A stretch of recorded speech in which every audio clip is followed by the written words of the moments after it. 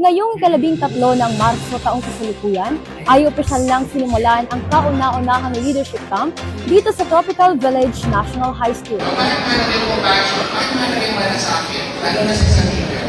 Kasi kung hindi bago gaan siya paano kaganda ang gagawin natin sa Sa unang araw pa lang ay nagpakita na ng interes ang mga student leaders at nakipagtalakayan sa pangunguna ni Board Member of 6th District of Cavite na si Honorable Kirby Salazar.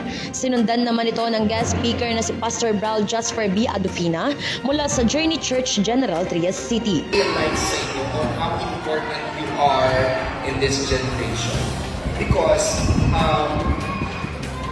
you are not getting any younger.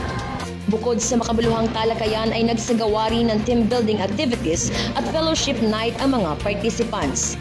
Ngayong ay kasalukuyang pinagpatuloy ang pangalawang araw ng Leadership Camp 2026 dito sa Tropical Village National High School. It's not about the titles above our heads. It's about how we give our service. It's about how we empower people. It's about how we empower our fellow youths.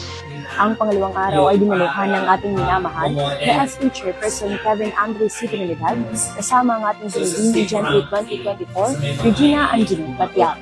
So I hope that in everything that we do, in every action, palagi niyong isipin na yung gagawin ba natin is makaka-contribute for good or for bad. Lubos naman ang pasasalamat ng Tropicalian leaders sa buong pamunuan ng Tropical Village National High School sa pangunguna ni Dr. Mark Aaron P. Cayus, Punong Guro, 4. Ako si Wafa Omar at ito ang Balitang Tropicalian.